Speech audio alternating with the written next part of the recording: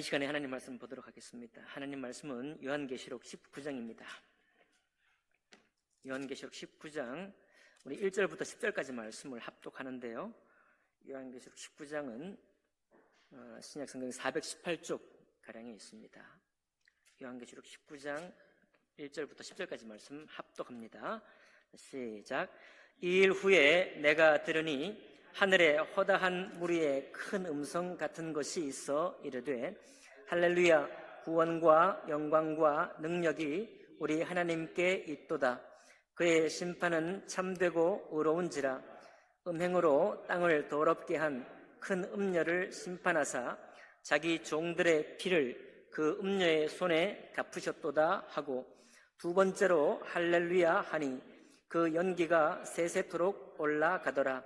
또 24장로와 네 생물이 엎드려 보좌에 앉으신 하나님께 경배하여 이르되 아멘 할렐루야 하니, 보좌에서 음성이 나서 이르시되 하나님의 종들 곧 그를 경외하는 너희들아, 작은 자나 큰 자나 다 우리 하나님께 찬송하라 하더라. 또 내가 들으니 허다한 무리의 음성과도 같고 많은 물소리와도 같고 큰 우레소리와도 같은 소리로 이르되 할렐루야, 주 우리 하나님 곧 전능하시니가 통치하시도다. 우리가 즐거워하고 크게 기뻐하며 그에게 영광을 돌리세. 어린 양의 혼인 기약이 이르렀고 그의 아내가 자신을 준비하였으므로 그에게 빛나고 깨끗한 세마포 옷을 입도록 허락하셨으니 이 세마포 옷은 성도들의 옳은 행실이로다 하더라. 천사가 내게 말하기를 기록하라. 어린 양의 혼인잔치에 청함을 받은 자들은 복이 있도다 하고, 또 내게 말하되 이것은 하나님의 참되신 말씀이라 하기로 내가 그 발 앞에 엎드려 경배하려 하니, 그가 나에게 말하기를 나는 너와 및 예수의 증언을 받은 내 형제들과 같이 된 종이니 삼가 그리하지 말고 오직 하나님께 경배하라. 예수의 증언은 예언의 영이라 하더라. 아멘. 말씀과 예배를 위해 기도하겠습니다.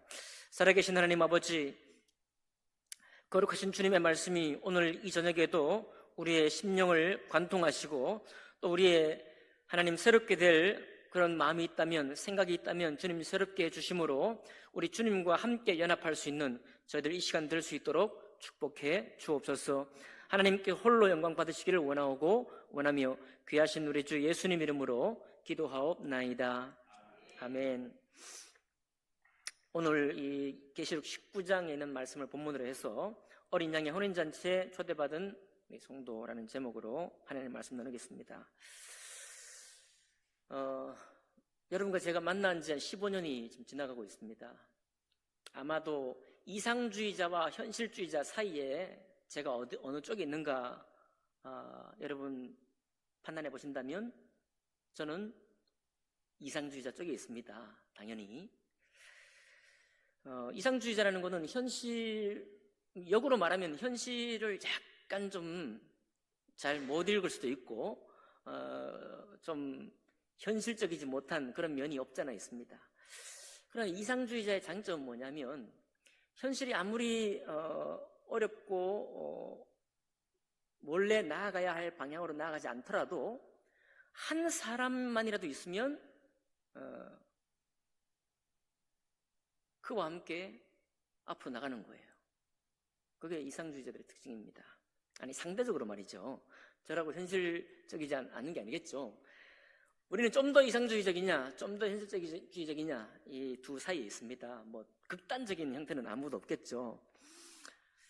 여러분, 정치는요, 저는 정치를 이렇게 생각합니다. 저는 정치에도 순수함이 있다고 생각해요.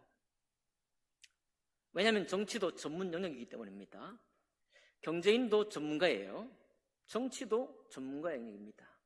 협작꾼도 많고 사기꾼도 많고 그저 자기만을 위해서, 일신을 위해서 정치하려고 하는 사람도 있지만 그 중에 간혹 더러 혹자는 국민을 위해서, 나라를 위해서 보수가 되었든 진보가 되었든지 자기 소신대로 정말로 자기 할 일을 매진하는 사람이 있다. 저는 그렇게 믿는 사람이에요. 뭐 오늘 투표 결과가 한쪽은 울고 한쪽은 웃고 뭐 그런 결과가 나오겠지만 사실은 국민들은 민심은 무섭습니다. 그래서 누가 어느 쪽이 더 많은 표를 얻었다고 해서 오만하면 바로 그 다음 선거에서 심판해버려요. 그죠? 누가 또 반대도 마찬가지입니다. 그게 민심이에요. 민심을 두려워하지 않는다고 한다면 어렵습니다. 정치인은 어렵습니다. 박근혜 대통령이 옛날에 테러를 당했습니다. 그렇죠? 야당 대표도 최근에 테러를 당했습니다. 정치도 사실 위험한 하나의 직업 중에 하나입니다. 어떤 것을 대표한다는 것은, 그리고 이 정치란 건 이해관계를 조정하거나 특정한 이해관계를 지지해야 되기 때문에 반대 세력에 의해서부터 위협에 노출됩니다. 극단적인 위협에 노출되기도 해요. 그렇지만 정치에도 전문가가 있고 순수한 영역이 있다라고 하는 말씀은 어떤 얘기냐면, 정말로 국민을 생각하는 보수, 정말로 국민을 생각하는 진보는요, 서로 이야기할 수 있습니다. 제가 예를 들어드릴게요. 일본에서 1800년대 메이지 유신, 명치 유신이 있을 때, 그때 사무라이에 기반한 막부가 여전히 그 봉건제에 기반한 정치 권력을 잡고 있었고요. 그 다음에 이제 유신을 해야 되니까, 메이지 유신을 해야 되니까, 이제 서구의 문물, 뭐 민주주의 이런 영향을 받아가지고 새로운 이 정치 세력이 등장했어요. 그래서 사무라이에 기반한 막부 세력하고 유신 혁명을 꿈꾸는 새로운 세력이 부딪혔습니다. 그때 두 친구가 나와요. 두 친구. 가이슈라는 사람이 있고, 그리고 사이고 다카모리라는 사람이 있습니다. 이 두 사람은 굉장히 나라를 생각하는 사람이에요. 나라를 생각하는 사람인데, 가이슈라는 이 사람은 새로운 신진 세력으로서 유신혁명의 공로자예요. 유신혁명을 이룬 사람입니다. 메이지 유신을 이룬 사람이죠. 그런데 사이고 다카모리라는 사람은 전통적인 권력, 사무라이에 기반한 막부에 헌신한 사람이에요. 그러니까 오늘날 우리 정치로 보면 두 사람이 죽고 살기로 싸워야 되잖아요. 전혀 서로 이해할 수 없는 그런 관계여야 합니다. 그런데 이미 일본의, 여러분 이미 역사는 다 판결은 났잖아요. 명치 유신, 곧 메이지 유신으로 넘어와서 일본이 급속도로 발전하기 시작했습니다. 근데 그 사실을 이미 다 알고 있었어요. 그러니까 이 사이고 다카모리라는 사람, 사무라이에 기반한 막부, 옛날 정치 권력에 헌신하고 있던 이 사람이 우리 쪽이 가망이 없다는 것을 알고 있었어요. 그래도 이 사람은 자기가 헌신한 거기를 떠나지 않았습니다. 끝까지. 그리고 가이슈라는 사람이 비록 유신혁명을 이루는 쪽에 서 있었지만 이 사람도 누구를 이해했는가 하면, 내 친구가 전통 권력인 사무라이에 기반한 막부에 헌신하고 있지만 그 친구가 거기를 떠나지 않고 평생 동안 거기에 봉사하는 이유를 알았어요. 우리처럼 극단화된 정치면 이해할 수 없죠. 그러나 나라와 국민을 사랑하고 잘 되기를 바라는 마음이 서로 통하면 이런 관계가 되는 거예요. 서로 피할 수 없는 운명. 나는 여기 헌신하고 나는 여기 헌신했는데 이 각자가 선택한 것이 운명적이다. 이를테면 이런 것들을 서로 이해할 수 있는 사람이 있었던 거예요. 어디 나오는가 하면 성희엽이라는 사람이 지은 조용한 혁명, 메이지 유신과 일본의 건국이라는 책에 나와 있습니다. 저는 제 친구들하고 어떤 얘기를 나눌 때 이 이야기를 가장 하기를 좋아합니다. 우리 친교회가 두 그룹으로 나눠졌잖아요. 근데 제 친구들이 다 저쪽에 있습니다. 저한테 얘기를 해요. 목사님이 왜 그쪽에 계속 남았는지 모르겠습니다. 이해할 수 없다는 거예요. 당연히 저의 내력으로 따지면 저기 해야 한다 그러는 거예요. 그때마다 제가 이걸 인용합니다. 나의 부르심이, 또 그것이 뭐 확신적으로 선택했든지 아니든지 간에 나의 부르심이 여기라고 한다면 나는 여기 헌신한다. 이 이유를 제가 들면서 얘기를 합니다. 여러분, 우리는 무슨 패와 파당 이런 거 중요할지 모르지만은 하나님은 우리 각자를 혹은 어떤 그룹들을 어떤 무엇에 헌신하도록 불러요.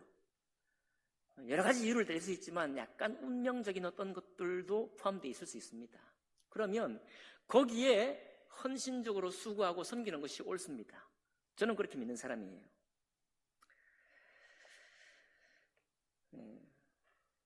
갑자기 정치 얘기를 왜 하냐고요?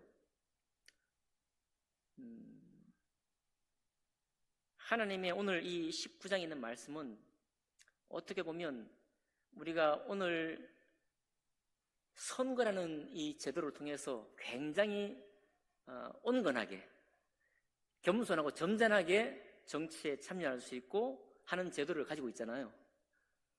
그런데 이런 정치, 이런 참여 가운데서도 때로는 테러도 당하고 하는데 하나님이 이 땅에 이루시는 일에 참여하는 경우에 어떤 일이 있을 것인가를 주님이 말씀하고 있는지를 살펴보기 위해서입니다. 지금은 세상이 교회를 걱정하지만은 본래 교회는 선거라는 정치적인 이런 것보다 훨씬 더 강렬한 형태, 훨씬 더 전쟁 같은 형태를 하나님께서 우리에게 말씀하고 있어요. 왜냐하면 이것은 보수와 진보 이런 싸움이 아니라 진리와 비진리의 싸움이기 때문에 그렇습니다. 그래서 우리가 초대교회에 많은 12제자들이 한 사람 말고 전부 다 순교의 길로 가게 되었던 것은 하나님이 우리에게 은혜를 주셨는데 왜 그 길로 가냐 이거예요. 그리고 초대교회면 성령이 가장 힘있게 역사하던 때고 예수 그리스도의 십자가의 은혜가 넘치던 때인데 그 은혜가 넘치는데 왜 그분들이 그 길로 갔느냐. 우리는 한번 생각해 볼 수 있는 것입니다. 이 정치적인 이런 것과는 비교할 수 없는 어떤 싸움의 형태가 하나님이 우리에게 허락하고 있다는 사실을 오늘 나누기를 원하는 거예요. 그래서 제가 서두에 그런 말씀을 드렸습니다. 사실은 좀 무거워집니까? 우리가 주님 은혜를 알게 되고 구원받은 이후에 이 모든 자연이 하나님이 창조하신 것을 알고 너무 기뻐하고 또 기도하고 응답받았을 때 너무 즐거워하고 또 성도가 모여서 찬양하고 교회에서 예배하고 세상의 타락한 문화로부터 우리가 구별된다는 사실이 얼마나 우리를 격려하고 축복하는지 몰라요. 그죠? 우리가 성도가 하나가 되고 성도가 같은 믿음으로 같은 찬양 드리고 또 야외 예배도 드리고 소풍도 가고 또 즐거운 시간을 가지는 것 너무너무 좋습니다. 너무너무 사모할 만하고 이런 단정하고 순전한 신앙이야말로 우리 마음속에 항상 품고 가고 싶어요. 그리고 이것은 우리가 나이가 아무리 들어도 항상 좋은 거예요. 맞죠? 갑자기 왜 이래요? 제가 정치 얘기했다고 그렇습니까? 이 좋은 것들은 우리가 이 세상에서 목숨이 다하는 날까지 너무 좋은 거예요. 사람이 아무리 어른이 되고 성숙해져도 자그마한 하나님의 은혜는 항상 우리를 희열에 차게 만들고 하나님을 생각하게 만들고 하나님 앞에 영광 돌리게 만들어주니까요. 얼마나 좋습니까?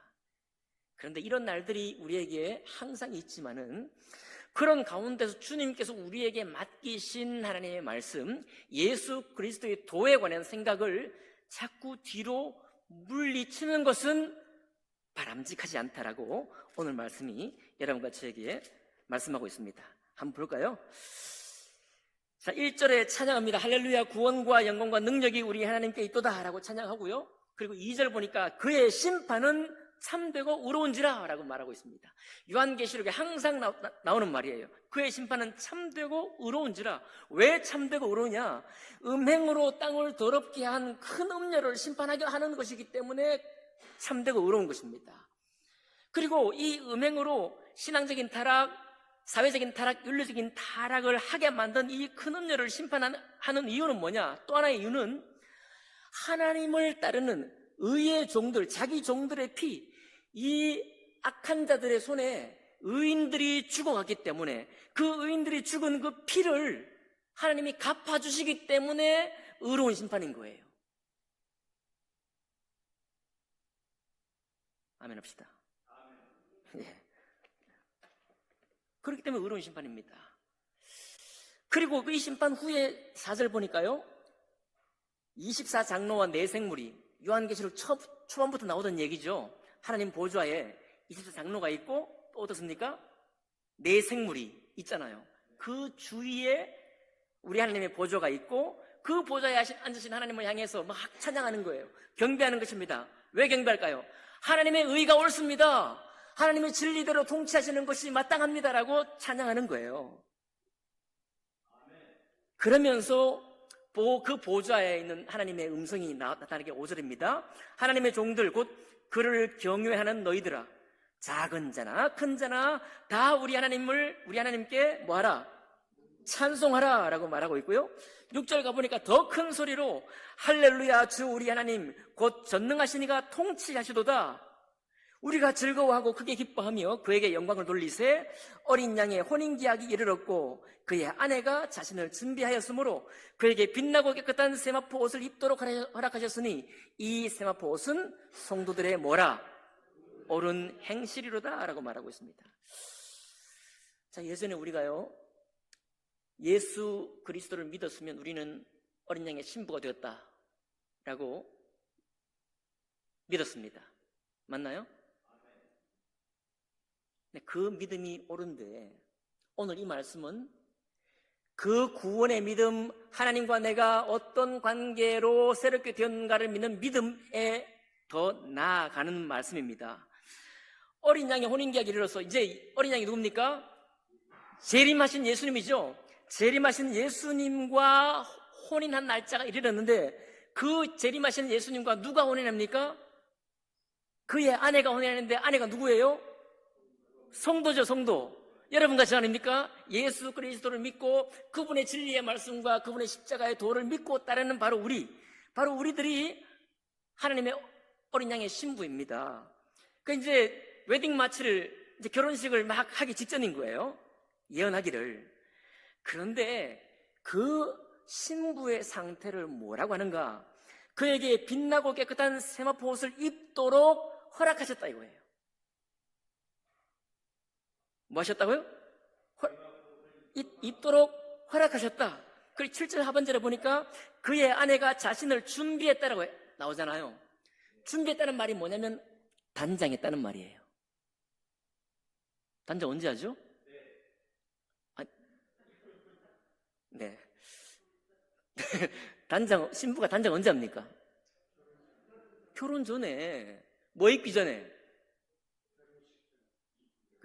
결혼식, 예복 입기 전에 예복을 입기 위해서 단장을 하잖아요. 그러니까 이 세마포 옷을 입는다는 말을 우리가 종종 예수 그리스도를 믿은 자는 다 세마포 옷을 입었다 이렇게 믿고 왔어요. 그게 틀렸단 말이 아닙니다.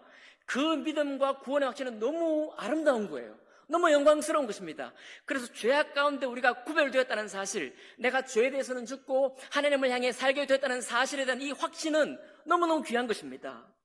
그런데 그 다음이에요. 내가 하나님을 향해 살았기 때문에 우리의 상태가 어떤 상태냐면은 이제 하나님의 어린 양의 혼인 기약을 앞에 두고 내일 이제 결혼할 텐데 오늘 내가 단장하는 상태입니다. 내가 세마포를 입기 전에, 세마포 옷을 입기 전에 그의 아내가 자신을 준비했어요. 여러분과 제가 하나님 앞에 나를 단장하는 상태가 되는 것입니다. 이게 바로 성도의 삶인데 뭐라고 했나요? 그렇게 단장하는 사람에게 하나님이 그에게 빛나고 깨끗한 세마포 옷을 입도록 뭐했다? 허락했다는 거예요. 그러니까 이 세마포 옷은 단장한 사람에게 하나님이 허락해서 입히는 옷이에요. 마지막에 또 뭐라고 하고 있습니까? 이 세마포 옷은 성도들의 뭐라? 옳은 성도들의 구원이라 말씀하고 있지 않습니다. 성도들의 구원의 확신이라 말씀하고 있지 않아요. 주목하셔야 됩니다. 성도들의 구원의 확신이다. 구원받은 성도들의 표다. 내가 예수 그리스도를 마음에 믿었으니 그리스도가 내 마음에 있다. 이 구원의 확증이라고 말하지 아니하고 이 세마포옷은 성도들의 옳은 행실이다 이겁니다. 그러면 우리가 무엇을 단장한다는 말입니까? 네, 하나님의 말씀 앞에 내가 어떠한 행실로 살고 있느냐가 바로 내가 지금 단장하는 겁니다. 씻고 이제 분 바르기 전에 분도 발라야 되겠죠? 씻고 머리를 만지고 그리고 세마포옷을 입기 전에 나의 옳은 행실, 진리의 말씀 앞에 내가 옳은 행실을 감당하기 위해 수고했던 그 삶 자체가 바로 뭐예요? 단장하는 것이고 준비하는 것입니다. 그러니 우리가 깨끗하게 되었잖아요. 신부가 될 준비가 되었잖아요. 바로 신부가 될 준비를 한 사람에게 하나님이 허락하는데 세마포 깨끗한 옷을 입도록 허락한다 이 말입니다. 이게 바로 구원받은 사람에게 주님이 주신 때로는 부담이면서 영광스러운 단장인 거예요.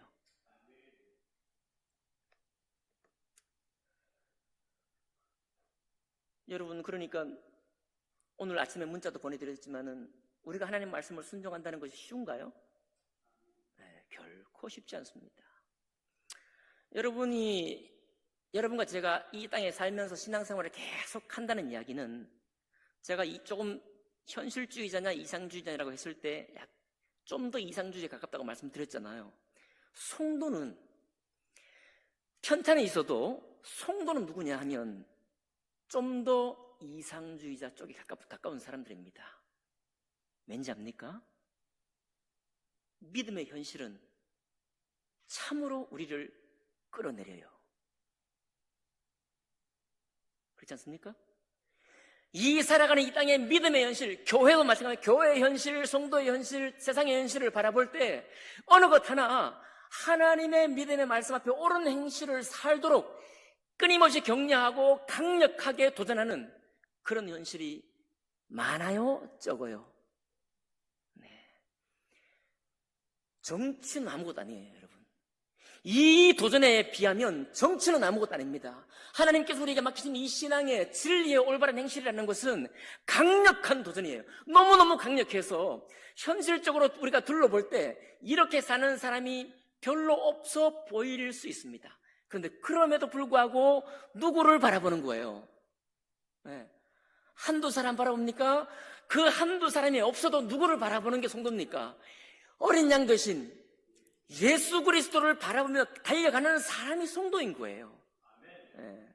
그러니 어떻게 우리가 이상주의적이지 않을 수 있나요? 그럴 수가 없습니다. 그럴 수가 없는 거예요. 우리 주변을 돌아보고 주변만 돌아보는 게 아니라 나 자신을 돌아보면 나의 형편도 참 불쌍하지 않습니까? 우리의 신앙에 순종하는 그 양도 얼마나 참 가난합니까? 우리가 얼마나 긍휼한 상태를 날마다 정말 우리가 눈 뜨고 믿음의 눈으로 하나님의 진리의 말씀의 눈으로 우리 자신을 바라볼 때 우리가 얼마나 비천합니까? 이런 사실이 분명함에도 불구하고 우리가 계속해서 주님 말씀을 향해 달려가는 이유는 내가 주님 앞에 거듭났을 뿐만 아니라 하나님의 영광을 향해서 달려가는 것이 분명하기 때문에 주님께서 우리에게 그곳으로 불러내셨기 때문에 우리가 거기로 달려가는 거예요. 그게 바로 9절에 말하기를 어린 양의 혼인잔치에 청함을 받은 자들은 복되도다. 여러분 저를 보세요. 어린 양의 혼인잔치에 초대함을 청함을 받은 자들은 복이 되도다. 자, 이거를 지금까지 우리가 또 복음서에 보면 잔치에 초대받은 사람, 세마포 뭡니까? 합당한 옷을 입은 사람 얘기하면서 우리가 얼마나 말씀을 많이 나눴습니까? 그 모든 말씀을 우리가 전부 다 구원의 말씀으로 전부 적용시켰습니다. 맞죠? 다 구원의 말씀을 적용시켰어요. 그러나 계시록은 그렇게 적용하지 아니하고 어린 양의 혼인잔치에 청함받은 자들은 복되다. 누가 청함받았느냐? 믿음의 하나님의 말씀을 따라 살고자 끊임없이 애를 써서 주님 앞에 내가 단장한 상태에 있는 사람, 바로 그 사람이 청함받은 사람인 거예요. 이것을 주님께서 계속해서 반복적으로 말해주고 있습니다. 여러분,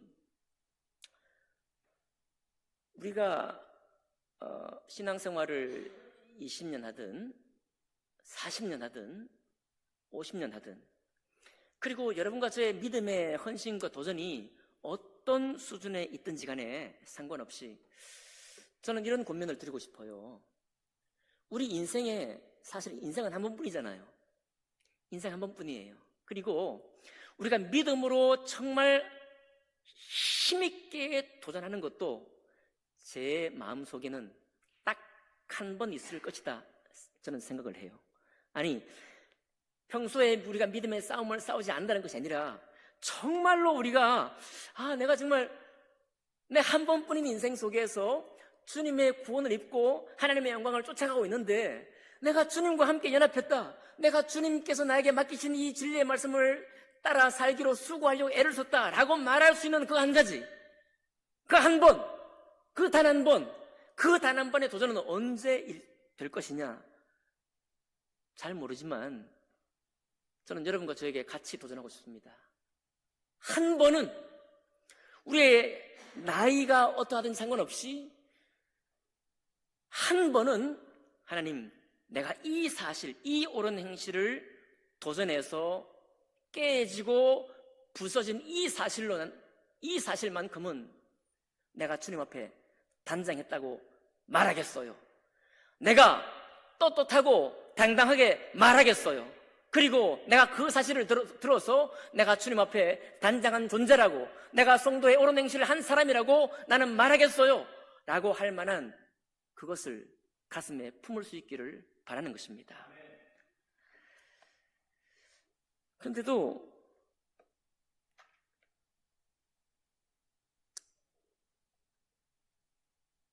여기 오늘 읽지 않은 19장 11절부터 21절에 보면요, 예수님이 백마를 타고 오십니다.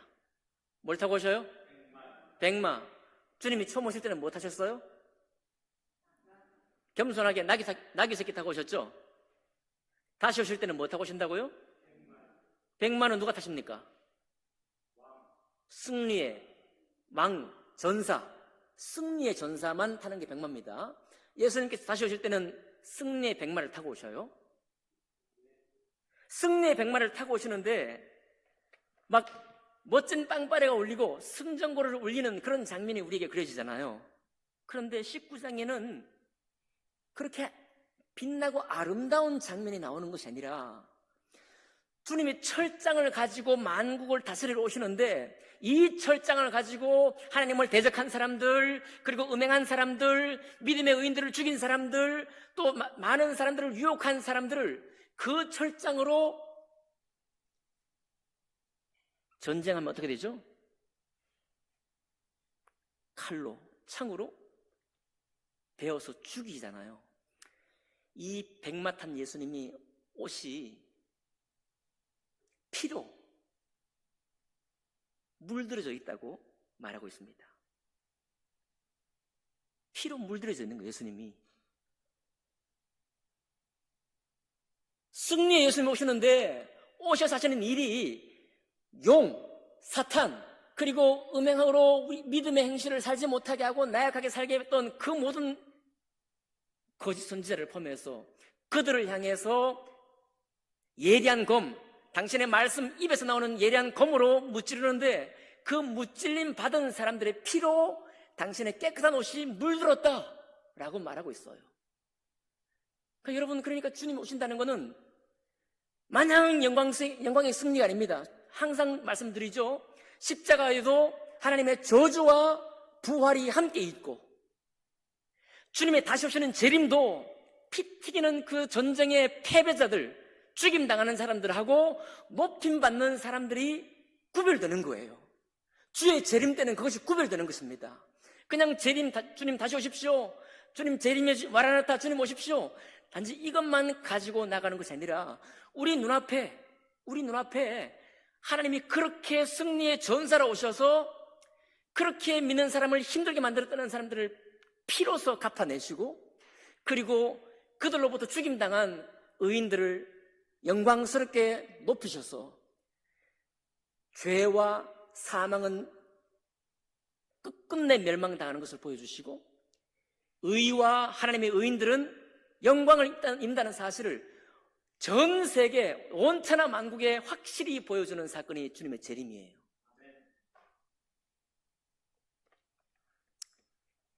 그러면 우리가 어떨 것이냐? 여러분, 말씀에 계속 보면요, 공중의 새와 땅의 짐승들에게 그 살이 다 쪼여먹는다고 말하고 있습니다.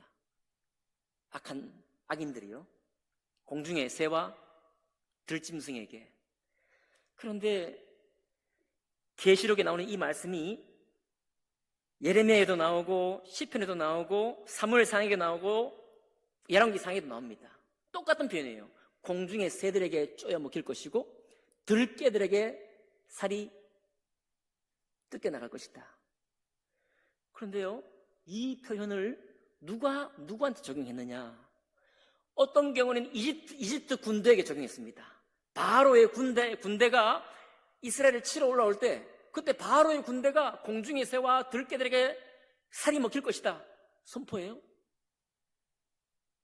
그런데 더 많은 구절이 열왕기상의 더 많은 구절이 이스라엘 왕과 유다 왕에게 하십니다. 여로보암에 속한 자, 바하사에게 속한 자, 아합에게 속한 자라고 말하면서 이 속한 자들이 어떻게 될 것이냐?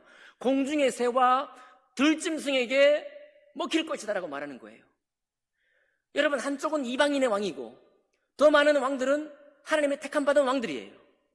물론 악을 행했죠. 여러분, 그러니까 공중의 새와 들깨들에게 살점이 파먹히는 거는요, 구약에 따르면 이방인도 그렇게 당했고 하나님의 택함받은 왕들도 그렇게 당했습니다. 이게 뭘 말하는가요? 오늘날 교회도 마찬가지입니다. 여러분, 우리 신앙인도 마찬가지예요. 이스라엘이 철석같이 우리는 하나님의 택함받은 민족이다, 경제가 부흥하고 군사 강국이 되고 했을 때 이것은 하나님의 축복이다, 이 사실만 가지고 나아갔을 때 사회적인 타락, 영적인 타락을 막을 수가 없었습니다. 교회도 마찬가지예요. 지금 한국교회 운営하는 것은 이제 부끄럽지만은 한국교회는 부흥 성장 이후에 정치 권력자들도 취하지만, 잘 되는 것을 취하지만 교회도 취합니다. 그 취한 것을 매를 맞는 시기다, 저만이 아니라 많은 분들이 그렇게 얘기를 합니다. 왜 그럴까요? 하나님께서 우리에게 어린 양을 만나기 위한, 어린 양의 혼인잔치에 초대받은 자로서 단장을 하면서 주님 말씀에 옳은 행실을 위해서 살아야 할 우리들인데, 우리도 이스라엘처럼 우리가 받은 축복, 우리가 받은 하나님의 약속, 평강의 약속, 구원의 약속, 축복의 약속에 거기에만 우리 마음이 들어가 있다고 한다면 어떻게 여러분과 제 마음속에 하나님이 나에게 주신 진리의 말씀을 세상의 수많은 현실의 싸움에도 불구하고 현실이 그것을 뜯어말리고 너 왜 그렇게 힘들게 사느냐, 너 왜 그렇게 굳이 하나님 말씀을 위해 사느냐라고 우리를 뜯어말릴 때, 그때 그런 반대 세력, 반대하는 목소리를 정면으로 부딪히면서 끊임없이 싸우려고 하는 힘이 약해진다는 거예요. 내가 왜 그렇게 힘들게 사냐 이거예요. 한 번뿐인 인생에 주님의 복을 누리기도 바쁜데 내가 뭐 그렇게 잘났다고, 내가 누구를 대표한다고, 내가 뭐 그래 용이라고 하나님 말씀을 위해서 그렇게 수고할 필요가 있느냐, 이런 생각을 하기가 쉽다는 것입니다. 그러나 여러분, 하나님은 계시록 말씀에서 결단코 그런 방향으로 우리를 인도하고 있지 않습니다. 뭘 말하고 있나요? 11절 보니까요, 또 내가 하늘이 열린 것을 보니 보라, 백마와 그것을 탄 자가 있으니 그의 이름은 충신과 진실이라. 그가 공의로 심판하며 싸우더라. 주님이 오시면서 하시는 일이 뭐냐면 공의를 위해 싸운다는 거예요. 그분이 가진 이 심장이 뭐냐? 그분의 심장은 충신, 충성, 그리고 진실, 충성과 진실로서 주님은 이 땅에 다시 오셔서 싸운다는 것입니다. 그러면 주님과 함께하던 성도, 주님의 혼인 신랑 되신 어린 양을 영접하고 맞이하는 우리 신부의 단장은 어떠해야 맞나요? 어떠해야 오를까요? 우리 역시 우리 신앙의 중심에 무엇이 필요합니까? 충성과 진실이 필요한 거예요. 아멘 합시다. 충성과 진실이 필요한 것입니다. 공의로 심판하며 싸우는 싸움이 필요한 거예요. 그러다가 엎치락뒤치락, 보수가 이기든 진보가 이기든 한쪽이 이기고 한쪽은 실패하고 한쪽이 지면 또 한쪽은 이깁니다. 성도들의 삶도 마찬가지입니다. 우리도 믿음에서 난 싸움을 싸우다가 믿음에서 난 싸움을 싸운다고 해서 항상 승리하겠습니까? 항상 뭐 좋은 것이 있겠어요? 아닙니다. 뼈아픈 눈물을 흘릴 거예요. 뼈아픈 실패를 경험하게 될 것입니다. 그런 엎치락뒤치락하는 싸움 속에서도 변함없이 내가 패배하든 실패했든 그게 중요한 것이 아니라 나를 부르신 하나님, 그 영광의 주님의 부르심이 내 앞에 있기 때문에 나의 부끄러움에도 불구하고 나의 달려갈 길은 충성과 진실이요, 주님이 오셔서 행하실 그 일에 내가 연합하는 것이다. 이것이 바로 성도의 단장이다. 이것이 바로 성도의 옳은 행실이다라고 믿고 나아가는 사람, 그 사람을 주님이 찾는 것입니다. 끝으로요, 10절 보겠습니다. 하나님께서 우리를 얼마나 위대한 사람으로 부르시는지 한번 보겠습니다. 10절. 내가 그 발 앞에 엎드려 경배하려 하니 그가 나에게 말하기를 나는 너와 및 예수의 증언을 받은 내 형제들과 같이 된 종이니 삼가 그리하지 말고 오직 하나님께 경배하라. 예수의 증언은 예언의 영이라 하더라. 지금 천사가 말하는 거예요. 천사가 하나님의 어린 양의 혼인잔치에 청함을 받은 자들은 복이 있다 라고 막 말을 하니까요, 사도 요한이 깜빡 엎드렸습니다. 너무 영광스럽고 거룩한 말씀이 자기 앞에 임하니까 꿇어 경배한 거예요. 근데 꿇어 경배하는데 천사가 하는 말이, 나 천사는 너 사도 요한과 및 예수의 증언을 받은 너의 형제들, 믿는 성도들과 같이 된 종이다. 쉰둘로이, 함께 종된 자라는 거예요. 여러분, 천사는 영이잖아요. 우리 육체 입은 우리와 다르잖아요. 천사는 보통 일반 세상에서는 수호천사라는 개념도 있고, 어쨌든 천사는 하나님과 통하는 존재잖아요. 그죠? 그런데 이 천사가 우리를 향해서 뭐라고 하는가 하면, 사도 요한 너하고 예수님의 증거를 받은 너의 형제들, 성도들과 나는 똑같은 너희와 함께 종된 사람이다. 너희와 같이 하나님의 종일 뿐이다. 그러니 나에게 경배하지 말고 우리가 다 함께 오직 하나님을 경배하자라고 말하고 있습니다. 여러분, 그러니까요, 우리가 그냥 육체 그대로 있으면 이런 말 듣지 못해요. 우리가 구원받고 주님 말씀을 마음속으로 사모하는 삶을 살면서 예수님의 증언을 내 마음에 받았어요. 받았단 말은 품었다 이 말입니다. 품었다. 그죠? 나의 심장 속에 주님의 증언과 주님의 증거를 품었다. 그 품은 사람은 여기 거룩한 하나님의 성전에 천사와 같은 존재인 거예요. 같이 종된 겁니다. 사도 요한에게 환상을 보여주시는 천사나 그 환상을 보는 사도 요한이나 그와 함께 성도된 무리, 함께 예수님의 증거를 받은 사람들, 그들은 전부 다 같은 자라는 거예요. 같은 이상이라는 것입니다. 같은 직분이라는 거예요. 그럼 예수님의 증언이 뭐냐면, 예수님의 증언은 마르티리오는 뭐냐면 증언이기도 하고 증거이기도 합니다. 법정에서는 진술인데요, 예수님의 증거하고 예수님의 증언이 같은 말인데, 여러분, 증언은 말이잖아요. 증거는 뭡니까? 실제 하는 거. 그죠?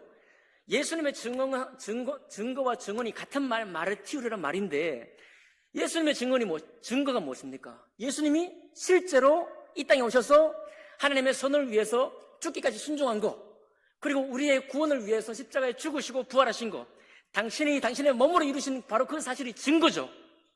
증거. 그 증거를 하나님의 진실된 증거라고 말하는 것이 증언입니다. 그죠? 그럼 여러분과 제가 어떤 사람이냐? 우리는 그냥 말이 아닙니다. 성경이 말이 아니죠?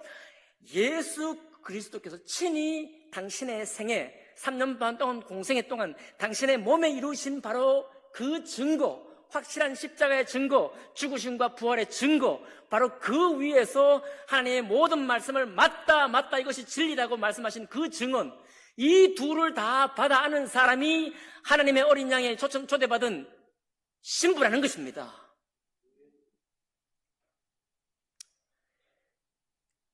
그렇기 때문에 그 나머지 뒤에 말씀이 너무 처절한 거예요.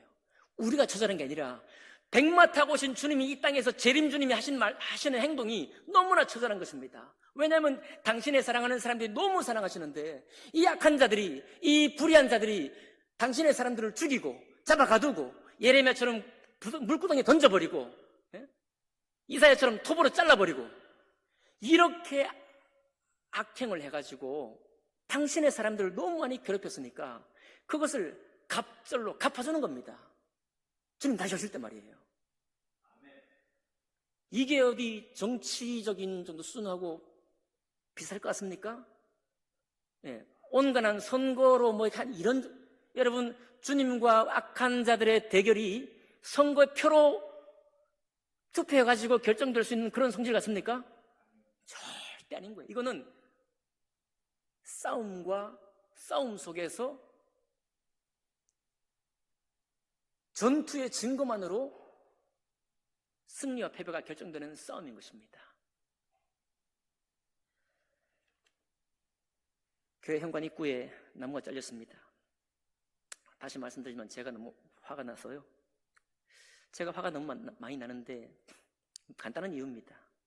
애지중지 키웠던 나무고 식물이에요. 살아있는 식물이잖아요. 여기서 살아있는 식물에 손을 대게 한 일이 몇 번이나 된지 모르겠습니다. 제 마음도 흥분돼요. 아직도 제가 사랑을 어떻게 해야 되지? 정말 갈등이 있습니다. 아직 마음에 결정이 안 되더라고요. 제가 현재로서 받은 생각은 뭐냐면 주님께서 여러분들이 힘들어했던 거, 그 자리로, 그 마음자리로 저를 끌고 가시는 것 같아요. 말로 하는 게 아니고, 목사는 말로 하는 사람이잖아요. 말로 사랑합시다, 용서합시다 이게 아니고 여러분이 힘들어하고 도저히 나는 안 가고 싶어, 상종하고 싶지 않아 라고 하는 그런 마음자리로 저를 데려가시는 것 같아요. 그래서 똑같은 마음의 자리로 저를 인도하시는 것 같습니다. 그런데 오늘 말씀 앞에 제가 뭔데, 제가 뭐라고 이 마음을 가지고 끝까지 밀고 나갈 수 있겠습니까? 생각해보면 우리의 싸움이라는 것은 하나님의 선을 위해서 우리 자신의 생각과 감정을 부인하고 그것을 넘어서야 할 때 찾아오는 아픔이나 고통을 피하지 말라고 하는 것 같아요.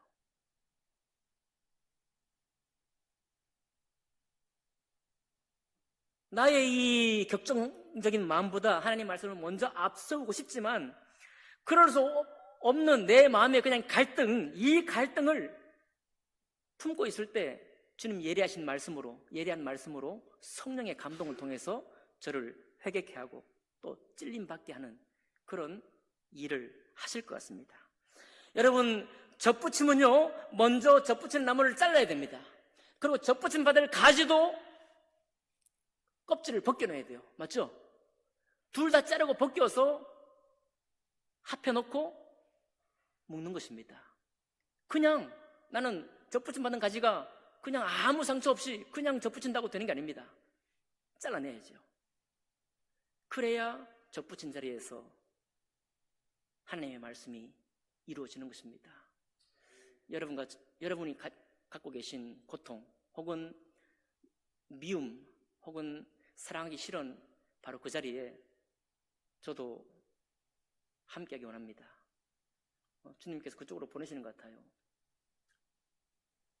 그리고 바로 그 같은 자리에서 하나님의 은혜와 성령의 감동을 통해서 여러분과 제가 함께 이런 일들을 주님의 강하신 은혜로 때로는 괴롭지만 이겨내고 주님의 의를 위해서 사는 성도의 단장을 하시도록 주님 원하시는 것 같아요. 우리 계속 한번 해봅시다. 뭐 엄청나게 나라를 뒤집고 이런 게 아니고 바로 우리 마음에 있는 이 돌덩이, 이 짐들을 깨뜨리면서 주님 말씀을 영접하고 그분의 부르심을 따라 걷기를 원하는 여러분과 제가 되기를 주님 이름으로 축복합니다. 기도하겠습니다. 살아계신 하나님 아버지,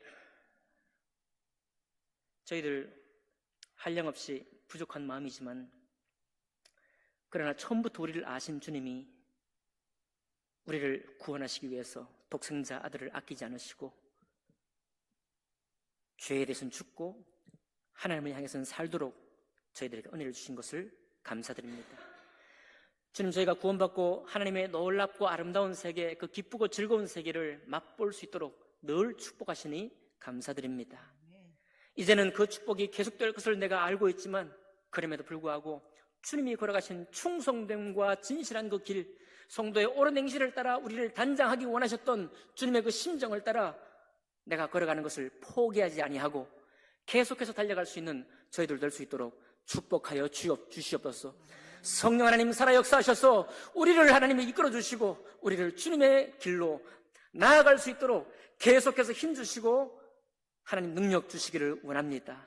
우리 주님을 찬양하며 귀하신 우리 주 예수 그리스도 이름으로 기도하옵나이다. 아멘.